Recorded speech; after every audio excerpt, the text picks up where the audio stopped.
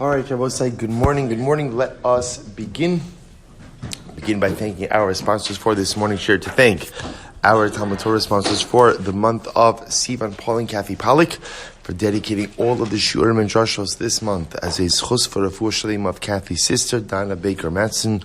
We hope that in the merit of our TALMUD Torah, she will enjoy a complete and enduring refuah. We thank our Week of Learning sponsors, Brian and Melanie Levine, in honor of the entire shir, and with Hakaras HaTov, and with the hope and the merit HaShem aspiration that we are zechus to learn together for many, many years to come. But with that, let us begin. We have a lot to do today, Baruch HaShem. Today's daf is Yud Zayin 17. We are picking up on Tes Zayin Amud Beis 16b. I think we left off about 17 lines up from the bottom. Massive Ravoshia, last two words on the line. So if you remember again, in yesterday's daf, towards the end of the daf, we kind of shifted focus a little bit. Well, we continue on the same theme, but I wanted to suggest that maybe the original machlokes of the Masechta, the machlokes Rabba and Rava, about the need for befanei nechtam. Thank you. About the befanei nechtam maybe is a machlokes tanoim. So the Gemara is working through that a little bit. So the Gemara says, Maser Rav Oshia Le'ula. So Rav Oshia asked the following shayla to Ula. Rabbi Yehuda machshe bezu. Rabbi Yehuda ultimately said that in the case of Shnayim Omrim Befanei Nechtav, Ve'echad Omer Befanei Nechtam, Rabbi Yehuda said in the Mishnah that halacha l'maaseh that case works. V'lo b'acharas. But ultimately, again, he did not go ahead and say that other variations of the Mishnah's case would be kosher. My love, l'me'ute achad omer befanei nechtav, ve'echad omer befanei nechtam, isn't that coming to exclude the case of where one guy says befanei nechtav and one guy says befanei nechtam? Lo, l'me'ute befanei nechtam, aval lo befanei nechtav. No, it's coming to exclude the case of the guy where you have one witness who says befanei nechtam, ultimately again but not befanei nechtav. I'm sorry, just the opposite. It comes to exclude the case of the guy who says befanei nechtam, it was signed in front of me, but it was not written in front of me. Why? I would have thought, since Rabbi Huda, again, as we saw in yesterday's daf, since Rabbi Huda felt to remember again, even according to Rabbah, who originally held that halacha l'maisa, so the entire enactment of befanei nechtav or befanei nechtam is because of lishma, right? Remember again, he also acknowledged that halacha l'maisa achar shalamdu. Ultimately, again, there was a point in time where Medinas Hayam, they in fact did understand that you had to write lishma. They understood how to do it. And then there was a concern of shemiyach sh'davar l'kulkulo. Is there a concern that maybe things will revert back to what they once were? So the Gemara says as follows: I would have thought, since Rabbi Yehuda is not concerned that things will revert back to what they once were before, then what? Maybe at the end of the day, you should be worried that you'll come to go ahead and... All right. You made the point. So maybe now you should be concerned that things ultimately will go ahead and be confused with other cases of kiyum shtaros. So the Gemara says, "Asilachum v'kiyum shtaros ta'alim be'eid echad nami lo gazar kamash malon not fine." It nami Rabbi Yehuda shnaim shedi you get medinas hayam. Furthermore, again, I will say it was said according to Rabbi Yehuda says two people who brought a get from Medinas Hayam. So two people who brought the get from overseas. We have here effectively come to the machlokes in Rabbi Yehuda and the Rabbanon.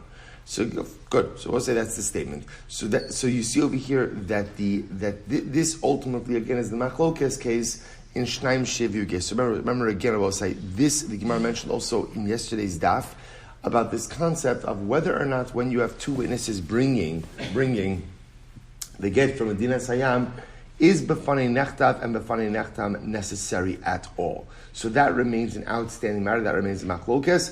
We're going to see the Rambam in that in just a little bit. Meanwhile, I'll both say an interesting maisa.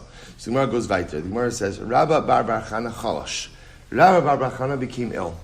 The Gemara says, all legabe Rabbi Yehuda v'Rabba l'shaluyebe. So Rabbi Yehuda and Rabba came to visit him. They came to visit. So Rabbi is sick. Rabbi Arachana is sick. Rabbi Huda and actually changes it to Rava. Yeah, it changes it or the Rabbanon. Hagosim changes it to the Rabbanon. Okay, so we'll call it Rabbi Huda and Rabbanon came to visit him. Bo'minei. So they asked of Rabba, who was in bed. Bo'minei. Shneim sheviu gem dinasayim tzrichin shemur feinechtam o ein tzrichin. So Rabbi say. So they inquired of him, when two people bring the get from overseas, do they have to say b'fanei nechtav or b'fanei nechtam or not? I would say, by the way, what a profound Musar Haskell, right? They're coming to do Bikur Cholim, right? And ultimately, again, so there's so many lessons to be gleaned just from this one little episode. First, again, I will say the greatness of Rabbi Bar Chana, that even when he's sick, ultimately, again, what is he occupied with? He's occupied with Torah. He's occupied with right. They're coming to do Bikur Cholim. So ultimately, again, what's happening? They ask him a shayla. You would think again, Rabbi Bar Chana is ill. These guys are coming to these Rabbanim are coming to be Mevakir Chola. They're coming to visit the sick. So you would think, I don't know, make some small talk, make this for Rabbi Bar Chana. Ultimately, again, Kula Torah. Will say, what a musa for us. You know, sometimes what happens, you know. We get a sniffle, we get a headache. I can't come to shir today. You know, it's a little too much. Or you know what? Or I can't sit there, I can't concentrate. I would say, what it means to be Amel B'Torah is to power through, even sometimes when you're not quite feeling up to it. Right? Sometimes I'm just not feeling 100%, or many times I'm not feeling 100%. So what's my job? What do I have to do? Power through it. Rabbi Arachana is sick. If he's sick enough that people come to him with Vakar Chola, that means, by the way, he's pretty sick. Yet, again, even from the sick bed, ultimately, again, let's learn. We'll say you also see something beautiful about the person of Rabbi Arachana. The mitzvah of Bikur Cholim, I will say, is ultimately, again, to attend to the needs of the other. That's the mitzvah, to attend to the needs of the other. It could also very well be that when Rabbi Huda and the Rabbanon come to be Vakar Chola by Rabbi Arachana, they understood that what did he need? He needed a conversation in Torah. Right? That's the din of Bikur Cholim. Not just to go out and show up and make small talk. That's part of it. Showing up is definitely part of it. But once you're there to see, what does the Cholim need? So again, I will say, could very well be, they saw what did Rabbi Bar Chana need? So beautiful. What did he need? He needed to talk in Torah. In any event, so they ask him, what is the halacha with two people who bring a get from a dinas hayam? Do they have to say b'fanei nechtam or not? Or in tzrichin? Amar lahem, he said to them, in tzrichin, you don't have to. If two people bring a get, you do not have to say b'fanei nechtam or b'fanei nechtam. After all, ma ilu yomru b'faneinu girsha mi lo mehemni. After all, again, if let's say we'll say two witnesses would show up, and they would just say, right, Rachel was divorced in our presence. Would they not be believed? In other words, we'll say two witnesses are a bona fide testimonial unit. Once you have a testimonial unit saying that Rachel is divorced from Reuven, then what? That's it. We don't need anything else. So because just their mere existence as a testimonial unit certifies the process, therefore halacha l'maisa, there is no need for them to say b'fanei nechtav or b'fanei nechtam. Okay, so we'll say, so that's Rabbi Bar Chana paskin. Two witnesses who bring the get from Medina Hayam do not have to say b'fanei nechtam. We'll say, now here's the interesting part. So now, just imagine the scene. So Rabbi Bar Chana is sick in bed, and Rabbi Huda, and we'll call it different gersals, but Rabbi ultimately come to visit him. So as they say, as they're sitting there, Adahachi Asa Hahu Chavra, top of Yud Zayin, as they're sitting there, a Chavra. Now we'll say, or a Chabra. Rashi says, Parsoi. This Persian guy comes in, Shakla L'shraga Mikamayu, and he took out the candle, the lantern, from in front of them. Now we'll say, now what's going on over here? Take a look at the top Rashi and Yud Zayin 17a, top Rashi. Shakla L'shraga, Sheyesh L'parsim Yom Iyad, Shehem Madlikin, Arba Osa Yom Ela Beis Avodah Shalahem. So we'll say the Persians had some type of holiday for their Avodah Zarah. That's what? That the rule was, you are not allowed to kindle lamps anywhere but the house of Avodah Zarah. That was the rule, right? So on their holiday, the only place you were allowed to go ahead and kindle candles ultimately, again, was in the by the way, the Gemara Maseches Avodah Zarah makes reference to this practice as well. It must have been some type of known practice that you could only light candles in the base of Avodah Zarah, in the house of idolatry that day. So if you can imagine the scene, these three rabbanim, right? Rabbi Chana is sick, Rabbi Yehuda and Rabbah come to visit him. They're sitting there. There's a candle lit in the home. They're in the middle of talking. Right in the middle of talking, what happens? Some Persian guy, right, bursts in, goes ahead and takes the candle, or extinguishes the candle, takes it with him. So we'll say, Amar. So they said, Amar Rachmana. They said, Ribono Shalom. So they were so. We'll say, what a moment. Here they are sitting and learning together, right? And again, Rabbi Bar Chana himself is ill. So they say, like in a moment of desperation, Amar Rachmana, O Betulach. O Betula Debar Esav. Let us either dwell in your shadow or in the shadow of the children of Esav. Now, I will say this is a very dramatic statement. So, if you look at Rashi says over here, Amar Rabbi Bar Chana. So, the Gemara understands that it was Rabbi Bar Chana who was the sick person. He said, Rachmana, O Betulach, O Hechbi Anu Betzilach. Either hide us, right? Either hide us, or hide us in your shadow. O Heglinu Betzel Bnei Esav. We'll say this is incredible. Either HaKadosh Baruch Hu, the ideal would be, let us exist solely in your presence, in your shadow. But if we have to be in Galus, please let us be under the rulership, ultimately, of Bnei Esav, of the children of Esav, rather than ultimately, again, under the rulership of the Persians. So I'll say, so this is actually a pretty dramatic statement. But Rabbi Chia, so Rabbi Chia said, so the Gemara, I'm sorry, Lememra, Diramai Ma'alimin Parsoi. I will say, is that to say that it's better for the Jews to be under the rulership of the Romans than it is the Persians? As I will say, this is such a tremendous Gemara, right? Rabbi Rachana ultimately saying, we don't want to be under any foreign dominion. We don't want to be under any foreign.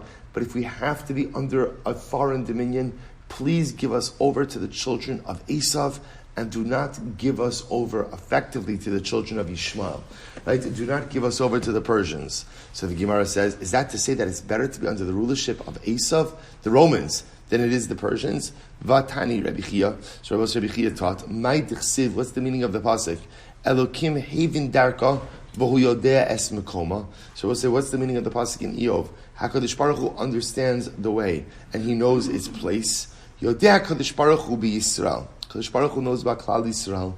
She'ein yicholim lekabel gzeras romim. HaKadosh Baruch Hu knows that we cannot go ahead and withstand the persecutorial edicts of the Romans. We cannot go ahead and withstand Roman persecution. Amad v'higla osam labavel. Therefore, what does HaKadosh Baruch Hu do for us? Ultimately, again, he exiles us to Bavel. So we'll say, what do you see from this? What do you see from this? Much better to be in Bavel, ultimately, again, than it is to go ahead and be under the rulership of Bnei Esav. I will say, by the way, it's incredible, and sometimes we have to take a step back and be so incredibly appreciative. The plight of the Jew for so many generations was essentially, who would you rather be persecuted by? Right? That was like the national question, right? Whose hands do we want to be delivered into, right? Would we rather be delivered into the hands of the Persians or into the hands of the Romans, right? This was like the question. Who's going to hate us less, right? Who's going to kill us less? Who's going to persecute us less? Let's say sometimes it is so important, sometimes all the time, it is so important to go ahead and take a step back and to have such gratitude towards HaKadosh Baruch Hu for the times in which we live. Less than a century, after 6 million of our precious brothers and sisters were systematically murdered, we are experiencing an incredible golden age in Jewry. Is there anti-Semitism? Sure. Again, everybody follows the news. You heard about that speech that was made at the CUNY Law School graduation. Overwhelming. Absolutely blatant anti-Semitism happening in New York City, in New York institutions. It is beyond comprehension what is happening. Don't Google it now. I'll say, but it's so is there anti-Semitism? Of course, there's anti-Semitism. Is there us? But I will say, but to understand, there's always been anti-Semitism. I will say, but to understand, we don't live in that time. Right? We don't live in that time where we have to decide, do you want to be handed over into the hands of the Persians or into the hands of the Romans? We live in a different time. We also live in a time, Baruch HaShem, of Eretz Yisrael, where if a Jew wants to go home, a Jew absolutely has that opportunity to do so. It's just important. We're living in incredible times. But for generations, this was the shayla of the Jew. The Romans or the Persians, right? Who's going to hate us less? Incredible hakaras that we have to HaKadosh Baruch Hu. Point over here is that Rabbi Rachan is davening HaKadosh Baruch Hu. Don't deliver us into the hands of the Persians, but rather again put us into the hands of the Romans. But yet you see over here that it's better to be in Bavel than it is to be under the Romans. To which the Gemara says, Lo kashya hami kamei dinaisi chabri lebavel halabasar da'asi chabri lebavel. So we'll say Bavel used to be a good place until the Persians moved in. You know those Persians, right? So until the Persians moved in, then everything went bad. So apparently, we'll say, we know again, by the way, just the way it worked, right, is that there was Bavel, then ultimately again, Bavel morphs into the Persian Median Empire afterwards. So apparently, Bavel, before Persia took over, ultimately again was a good existence for the Jews. Once the Persians came in, then ultimately, again, everything went south. So the point that Rabbi, so again, Bavel, when there was a choice between Bavel and ultimately Bnei Esav, it would have been Bavel. But ultimately, again, once the Persians came to Bavel, then ultimately, again, would have preferred Bnei Esav. I will say, by the way, you have to understand how bad life must have been under the Persians, that means, which is pretty amazing, because some of the worst atrocities ever to occur to Klal Yisrael happened through Bnei Esav, right? Not through the Persians, right? Not through. So just interesting. Again, obviously, this is before many of those atrocities occurred, but it's just interesting. Anyway, we'll say so good. So I just want to point out. So we're still left with this question. Ultimately, again, about Shnaim Sheviu get Medina Sayam. If two people bring the get from Medina Sayam, do they have to say Fanechta or Fanechtam? Right? Do you have so that's still an open-ended question, which we'll see in the Rambam in just a little bit. Weiter. Says the Gemara. So Tana. So Echad Omer B'fanei Nechtav, Ushnaim Omer B'fanenu Nechtam Kasher. If one witness says B'fanei Nechtav and two witnesses say B'fanenu Nechtam, the get is kasher. Am Rabbi Ami, Am Rabbi Yochanan. Lo shanu ela shaget yotzi mitachas yad eid ksiva. This is only true if the shaliach who's bringing the get is the one who witnessed the writing. Why? Because if that's the case, dinasu kishnayim alzeh u kishnayim alzeh. Because then I will say, watch this. If you have one witness say b'fanei nechtav and two witnesses say b'fanei nechtam, and the witness who saw the ksiva, the writing, is the one who brings the get. So effectively, what you have is two witnesses on the ksiva and two witnesses on the chasima.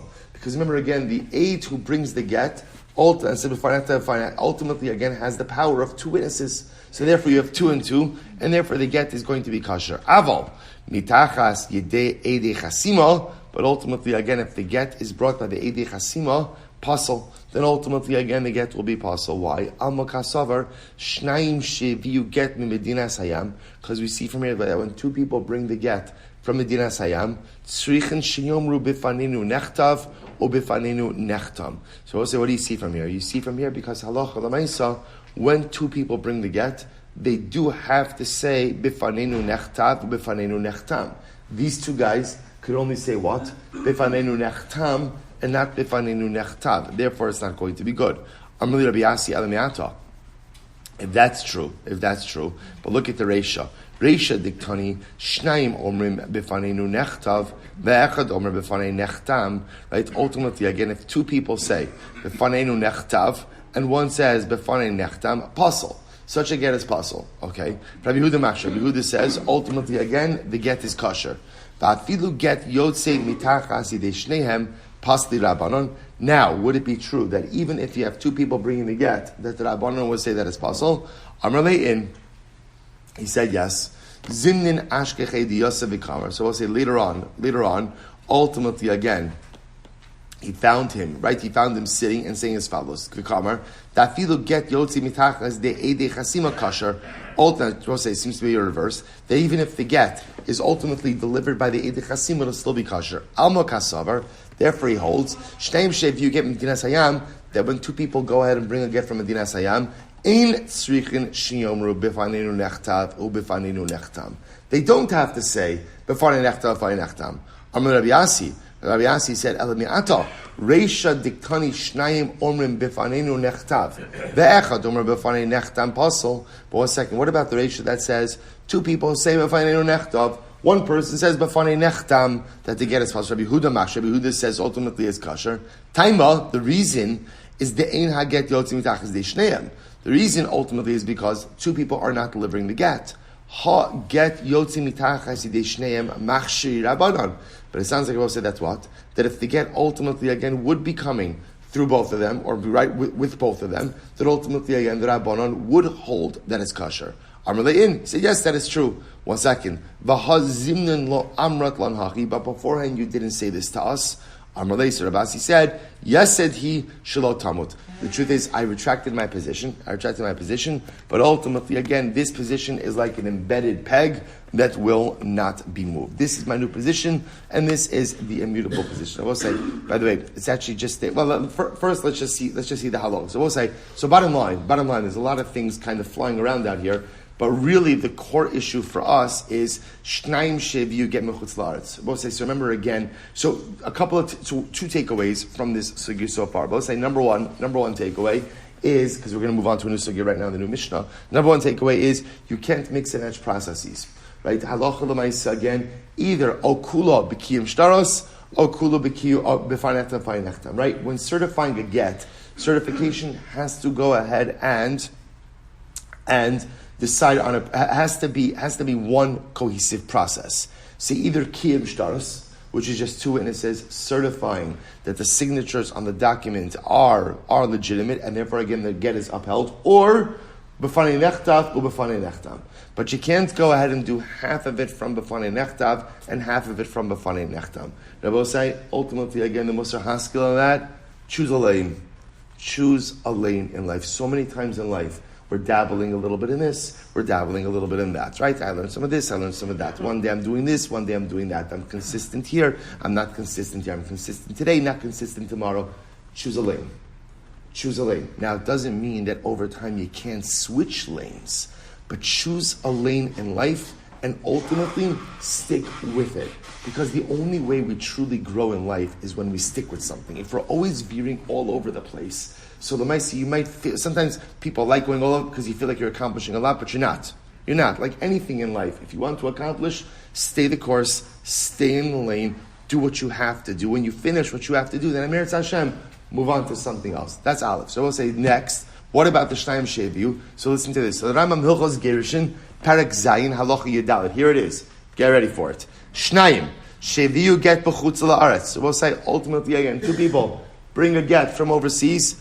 Afapi shalo nechtav v'nechtam mifneihem hoil unasano lahamabal litno leishto hare elu nosnin la v'tiyem migureshes. So we'll say. So first of all, ultimately again, the Rambam paskins that halacha l'maisa, two people who bring a get from overseas do not have to say b'fanei nechtav u'b'fanei nechtam. Right? And I will say it's a very simple reason. Because, remember, this is assuming that both of these individuals were vested with the responsibility of delivering the get. So we'll say it's very simple. Reuven is divorcing Rachel. He gives the get to aid 1 and aid 2. I will say, the mere fact that Reuven is giving a get to be delivered to his wife Rachel, to two witnesses, that's it. That's it. In other words, they saw the get written, they didn't see the get written. It makes absolutely no difference. Right, halacha l'maisa, the fact that he is giving it over to two witnesses, so they can now act as eidos once the get is delivered, and therefore logically, befanei nechtav and befanei nechtam is no longer needed. Now I will say the Rambam does qualify this, and he said Medramurim, as I just mentioned before, bisman shaget yotzi mitachas yidei shnehem. Obviously, we'll say that only works in a case where both of those witnesses are vested with the responsibility of get delivery as well. So they are the delivery mechanism. So the husband is giving it over to them, and ultimately, again, they are delivering. So the get literally comes from both of them, so to speak. If that's the case, then ultimately, again, b'fanei nechtav and b'fanei nechtam, ultimately, again, is not required. Obviously, we'll say if one of them is bringing one of them is the shliach, one of them is not, Anytime you don't have two, you're going to require b'fanei nechtav or b'fanei nechtam. But halacha l'maisa, for our purposes, ultimately two people delivering the get on behalf of the wife from Medina Sayyam, b'fanei nechtav or b'fanei nechtam is not needed. Incredible. Let's just draw your attention also before we move on to the Mishnah. That last statement of Rabbi Asi, which was really profound. Rabbi Asi says, I've changed my mind. Yasei ti shelo tavot, and it's a peg. It's a peg that will not be moved. It will say one of the hardest things in life is to try to figure out what are the things for which you should stand your ground and never compromise, and what are the things ultimately again where it is good to go ahead and be mevat. Rabbi Nachman has an essay, and the essay is titled Tov Lihios Vatron. That's the title of the essay. It's good to be mevater. Mevater means to yield. It's good to be a yielding person, right? It's good not to be the kind of person, we've quoted many, many times, right? That beautiful Katzker brings down in the Mishnah and Pirkei Avos, that says that one of the miracles in the Mishkan, in the Beis HaMikdash, was Omdim Tzufufim Mishtachavim Revachim. Right? When they would stand up in the Mishkan, everybody would be packed like sardines, but when they would bow down, ultimately there was room for everyone. The Rabbeinu Yonah understands on that Mishnah that it's actually talking about Yom Kippur. That in Yom Kippur, when everybody was packed, because everybody wanted to see the Kohen Gadol. But here's the problem: when they bow down, we bow down for vidui. When you recite vidui, you want privacy. I don't want someone else hearing my averus. In fact, the Rambam says that you're not supposed to publicize your averus. It's because it says it's a sense of gaiva. So what would happen? When they would bow down and say vidui, a miracle would happen. So everyone was able to say vidui in privacy. The Katzker says something so beautiful. The Katzker says it's also a metaphor for life. Omdim. There are some people who always stand their ground. Some people who always have to be right, my way or the highway. They're an omei. They're always standing. If you always stand your ground, sefufim, there's no room for anyone else. Everyone feels stifled in your presence, and you're going to have difficulty establishing relationships. No room for anyone else. Conversely, mishtachavim. What does it mean, mishtachavim? If you bow, if you're mevater, if you don't always have to be right, if you could yield, revachim, there's enough room for everyone. But I will say, that being said, there are certain things in life that you can't yield on, right? There are certain things in life that are there. I can't cross this line. I can't be mevater. I can't yield. Identify. I will say, those are the things in life of yaseidhi shelo tavot. This is a peg. This is a peg that's firmly embedded, and it will not move. Trying to figure out in life, what are the things in which I can bow on? What are the things in which I can be mevater?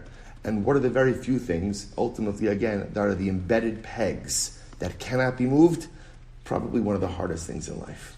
Right? Knowing when to stand your ground and knowing when to yield and finding that correct balance ultimately is part of the secret of successful living. We'll say Mishnah, great new sugya. So we'll say this effectively closes out the b'fanei nechtav and b'fanei nechtam sugya. So we'll say what we emerge with, by the way, is a really fascinating idea. That halacha l'maisa, right, if we kind of pull it all together, halacha l'maisa, you have to say b'fanei nechtav, right, if you're delivering a get from Medina Sayyam, you have to say b'fanei nechtav or b'fanei nechtam. But I will say, when you kind of pull it all together, so originally it was a machlokes, but really like contemporarily, why do you have to say b'fanei nechtav or b'fanei nechtam? Why?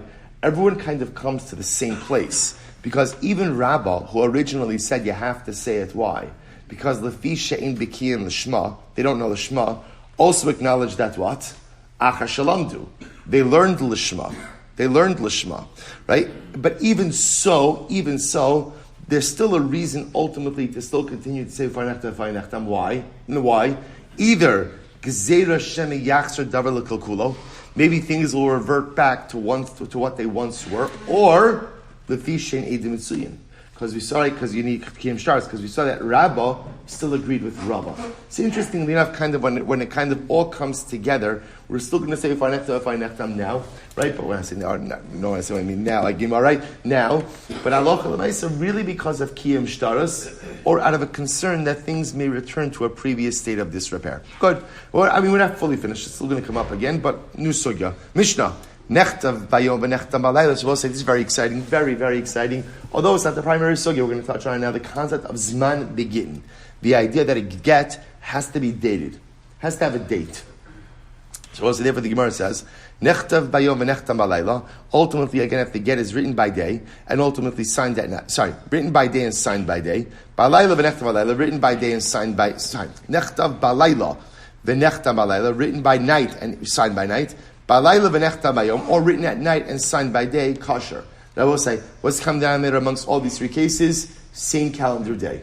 Right? The writing and the signing has all happened on the same calendar day. As long as that occurs, ultimately, again, it is fine. I will say, Rashi points out over here, Hainu chad yoma ve'in kan get mukta. Also, let's talk about this just for a second. There's a concept called a shtar muktam.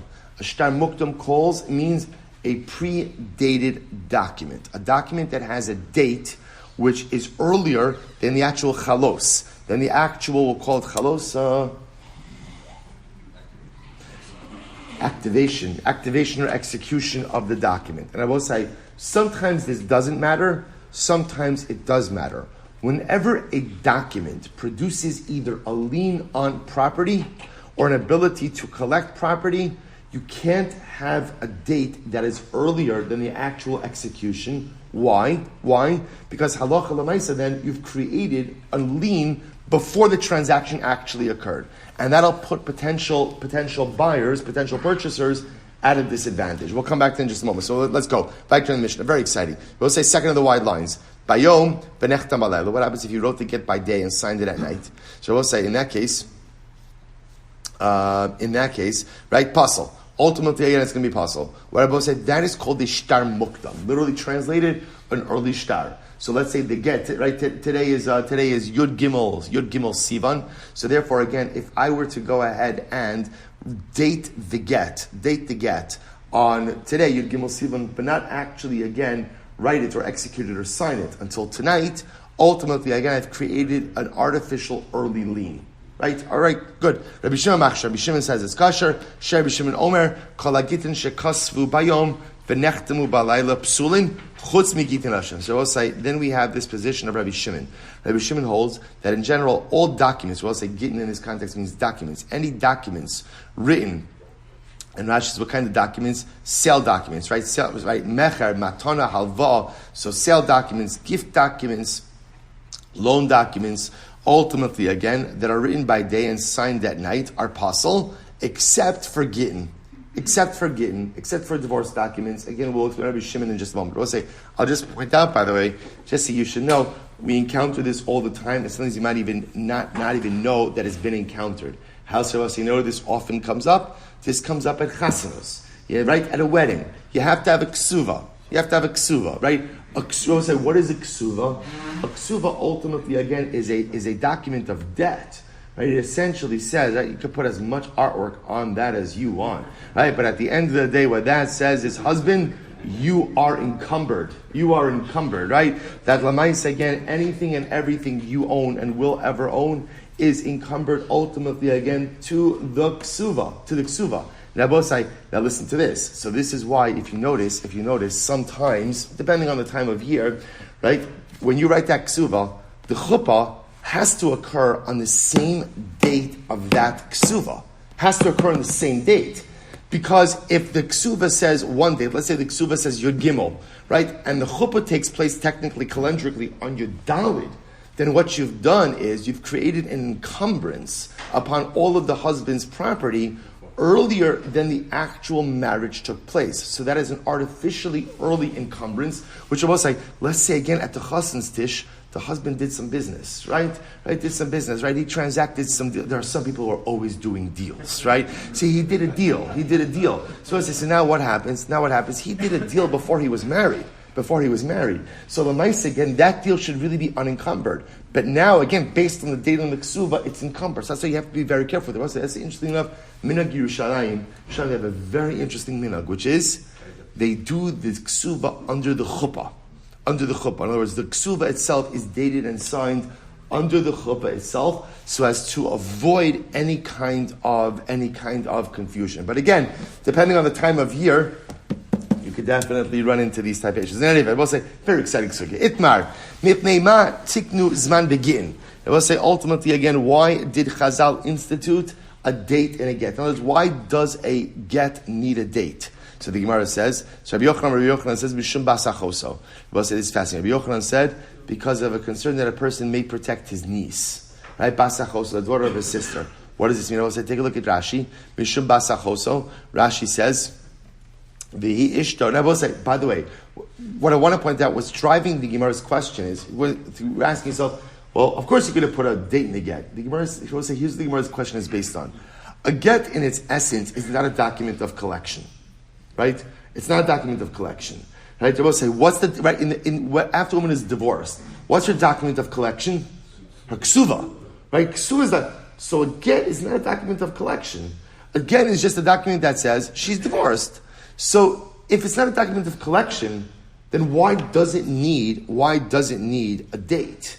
Right? I want to say it's an interesting point. In other words, all she really needs to show is, okay, I'm divorced. I have my get. Right? She's not collecting anything with it, why does it need a date? So Rabbi Yochanan says, you're right.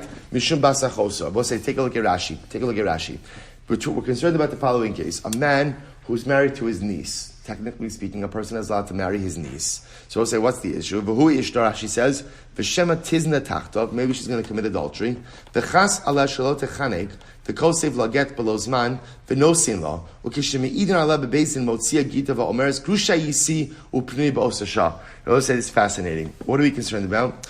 Let's say a man is married to his niece, and let's say again, Reuven's married to Rachel, and Rachel is Reuven's niece. Rachel commits adultery.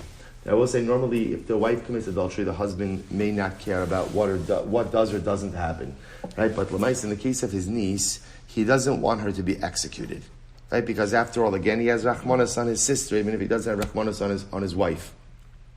So we'll say, so what could he do?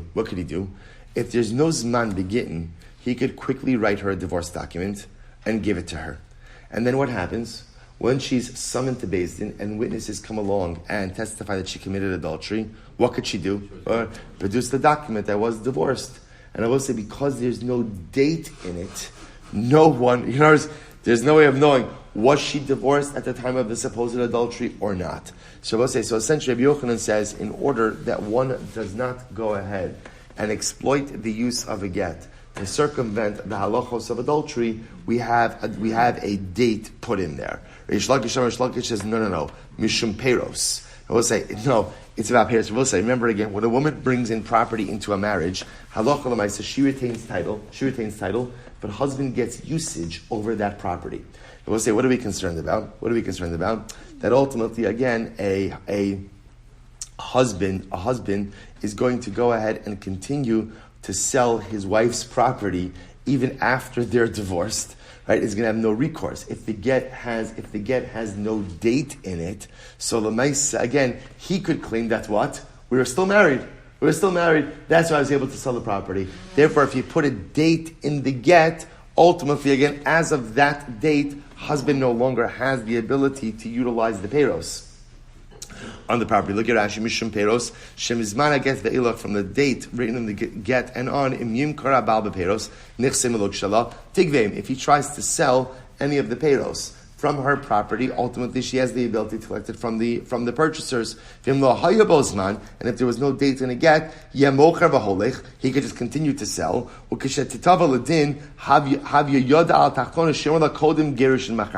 So therefore, again, two different approaches. Rabbi Yochanan says the date is in the get to prevent the husband from protecting an adulterous wife. Reish Lakish says the date is in the get to protect the wife, ultimately, again, from the husband continuously selling the peros, even when he's no longer entitled to it. Incredible. Reish Gemara says, Reish Lakish might tell him like Rabbi Yochanan. Why doesn't Reish Lakish hold like Rabbi Yochanan? So let's listen to this. Amar, he says, Znus lo shchicha. Znus lo shchicha. Shabbos, you're like, what? Right? Znus lo shchicha? Znus is pretty shchicha. Right? I'll say znus is pretty shchicha. So what does that mean? So we'll say Tosas comes along and says, no. When Reish Lakish says znus lo shchicha, immorality is not common, he means perish. Tosas is Tosas. Znus be'edim uba'asura lo shchiach. So we'll say, so the type of znus, we'll say again, what is Reish Lakish saying? Reish Lakish is saying, put a date in the get, because this way again, if Rachel goes ahead and commits adultery with witnesses and with hasra, and now she's brought to Beis Din, ultimately again to be executed, she can go ahead and produce the get without a date and claim that she was divorced, and no one could really contest that. Reish Lakish says ultimately again, Reish Lakish says that type of znus is very uncommon. In a situation like that, Rabbi, that someone's going to actually have committed adultery with Eidim and Hasra, which is what you need in order to be executed, would be a very uncommon occurrence. Fine. But Rabbi Yochanan, my time alone, Kish Lakish. So I will say, why does Rabbi Yochanan hold the Kish Lakish? Remember again, Rabbi Yochanan holds that Allah Lamais again, he holds that Zman Beget was Mishum Basachoso. Why doesn't he hold like Reish Lakish in terms of Peros? To which the Gemara says, Kasavar, this is incredible. Kasavar, Yesh Labal Peros at Shas Nesina. I will say, this is fascinating. We're going to talk a lot about this. I will say, when does a husband lose his rights in his wife's property? When does he? Shabbos say, so we've been assuming up until now that the moment the get is written, he loses his rights. Shabbos say, Rabbi Yochanan holds, no. He actually holds on to his rights until when? Until the get is delivered. In other words, we'll say, the writing of a get is fine, it's part of the process. But I will say, just because you write a get, they're a bona fide married couple. Right? The only time that they are divorced is after the Nesina. So therefore, what Rabbi Yochanan says that Lamaisa, the property is not his, but the usage rights, the peros are his, until the time that the get is delivered. Therefore, I will say, interestingly enough, Rabbi Yochanan will say, the date in the get is meaningless vis-a-vis his usage rights. Right? What's meaningful is when witnesses see that the get was given over. Ultimately, again, that's when he loses his usage rights. Incredible. So I'll say the Gemara says, Bishlam Reish Lakish, Bishum Hachi Kamach Shir, Rabbi Shimon. So I'll say, so let's go back for just a second. So remember again, we had Rabbi Shimon of the Mishnah. What did Rabbi Shimon say? Now we'll say Rabbi Shimon was of the opinion that bayom v'nechtam ba'layla, if you have a get written by day and signed that night, Rabbi Shimon says it's kosher. So says the Gemara, Bishlam Reish Lakish. So we'll say, so according to Reish Lakish, remember again, Reish Lakish says it's about Peros. So according to Reish Lakish, Mishum Hachi Kamach Shir Rabbi Shimon. Ultimately, again, I understand why Rabbi Shimon says that such a get is kosher. Now, I will say, take a look at Rashi. Mishum Hachi, it's Rashi on the top, third line down from the top in the wide lines.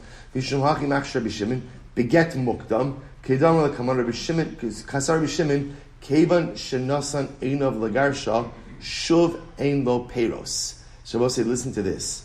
We're going to see something absolutely amazing.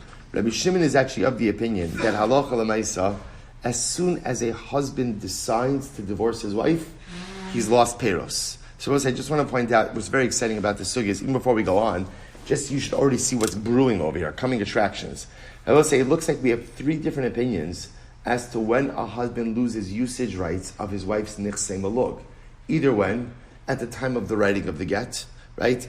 B, the time of the delivery of the get, or now C, Rabbi Shimon, at the moment he decides to divorce his wife.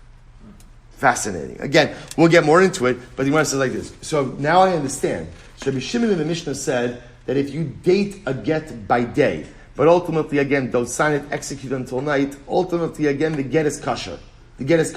So that makes sense. According to Reish Lakish, remember again, Reish Lakish's whole concern is what? Peros. We need a date in the get because we don't want the husband selling rights that are not his, or selling peros that are not his. So what the date does is the date firmly establishes the end of the rights of the husband in his wife's peros. So Bishlam Reish Lakish, Mishum Hachi Kamach Rabbi Shimon. I understand ultimately again why Rabbi Shimon says that a get written by day, dated by day, but not actually executed by night is going to be kosher, because according to Rabbi Shimon anyway, right, the husband is losing rights in peros at the time he decides to divorce his wife. Al Rabbi Yochanan, my time with Rabbi Shimon the Machshir, Rabbi Yochanan who holds that the reason you put the date in the get is Shemi Chapa Basachoso, to protect an adulterous wife. Why does Rabbi Shimon say that a get written by day, signed at night, or dated by day, signed at night is going to be kosher? Rabbi Yochanan would say, you're right. Rabbi Shimon lo kamina. The truth is, I'm not really talking in the position of Rabbi Yochanan. I'm sorry, the position of Rabbi Shimon. Right? Rabbi Shimon is an outlier. He's his own position. Ki kamina ali b'drabanan. Shabbos is very interesting. When Rabbi Yochanan gives his svara, Rabbi Yochanan says that the reason for a date in the get is to prevent the husband from protecting an adulterous wife. That was in the position of the Rabbanon, who say that a shtar mukdam, a predated shtar, is possible. I'm not espousing my idea in accordance with Rabbi Shimon. Rabbi Shimon is doing his own thing, right? The fact that Rabbi Shimon says that a shtar mukdam is kosher, that's his own shita. So the Gemara says, Bishlam Rabbi Yochanan, Hayun Diika bein Rabbi Shimon and Rabbanon. So according to Rabbi Yochanan, now we understand the fundamental achol. We've seen Rabbi Shimon and Rabbanon. El Reish Lakish, Ma'ika bein Rabbi Shimon and Rabbanon. But according to Reish Lakish, wherein lies the distinction between the views of Rabbi Shimon and the Rabbanon? To which the Gemara says, Peri, Mishas Ksiva, Bachas Chasima Ika ben Rabbanon. So we're going to go through all of these cases. It's actually pretty interesting. What about what's the status of Peros from between the time of the writing up until the time of the signing? Right? So I'll say, listen to this. Can you imagine? Right? So they're writing the get. So I'll say, this was the same chassan who was doing deals during the chassan's dish, right? He's doing deals now during the writing of the get. So I will say, so here's the shaila. What happens if he sells peros while the get is being written? Right? Can you imagine that? I will say, he's selling, right? Fire sale, right? He's just got a couple of more minutes, right? So he's selling peros. So we'll say, watch this. According to Rabbi Shimon, such a sale would be void. Why? Because according to Rabbi Shimon, when does he lose rights of peros? From the moment that he decided to give the get. Now I will say, we don't actually know when he decided to give the get. So the earliest time that we could solidify or concretize this das is when? From the moment the get started to be written.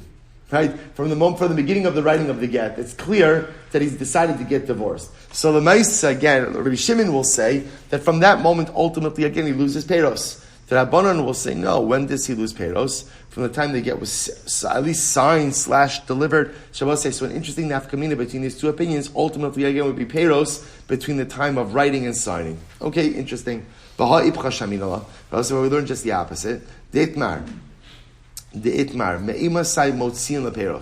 So I'll say, interestingly enough, at what point in time do we take away from the husband the ability? And I will say, literally, motzin leperos means from what point in time, if the husband tried to sell the property, could the wife go and extract it from purchasers? In other words, from what point in time does husband lose rights over peros? Rabbi Yochanan Mishas Ksiva.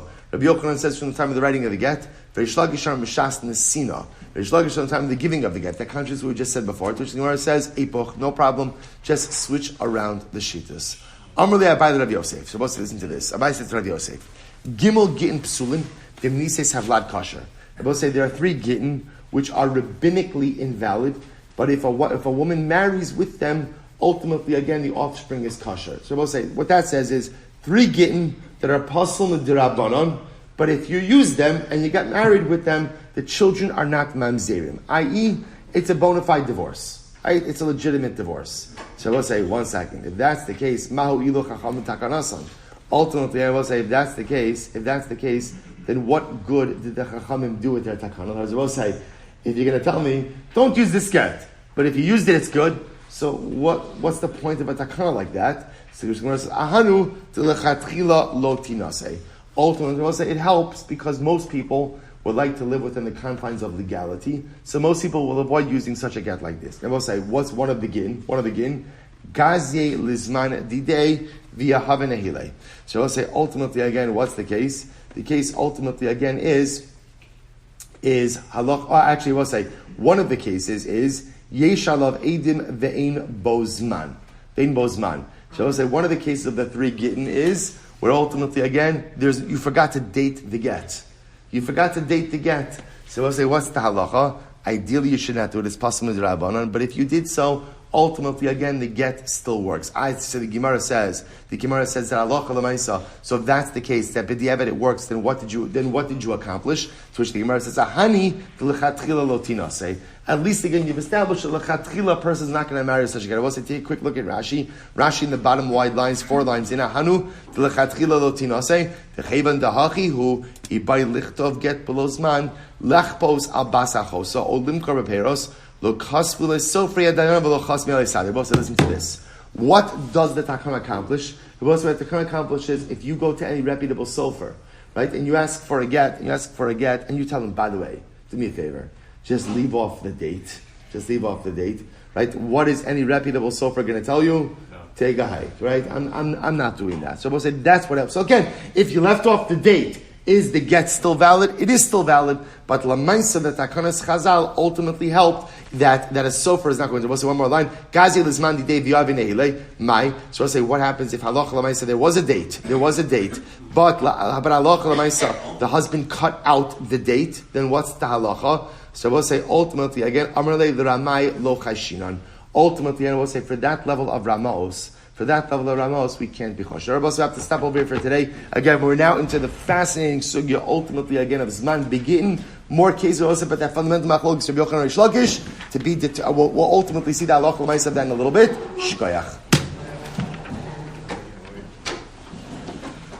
All right, Chevron Zoom. Good Shabbos, everyone. Good Shabbos. Great. I'm sorry again for the technical details, the technical issues earlier in the week. Great to see everyone.